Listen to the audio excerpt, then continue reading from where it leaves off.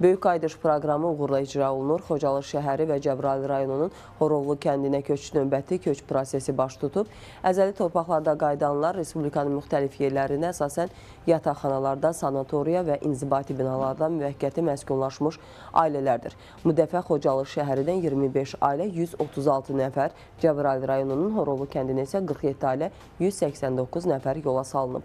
Doğma yurda qayıdan sakinlər torpaqlarımızı işğaldan azad edən rəşadətli Azərbaycan ordusuna, qəhrəman əskər və zabitlərimizə minnətdarlıqlarını bildirib. Bu yolda canlarından keçən şəhidlərimizə rəhmət diləyiblər.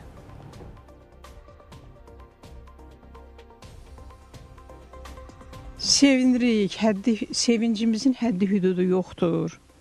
Belə xoş günlərimiz üçün azad, biz azad bir müstəqil dövlətdə yaşayırıq.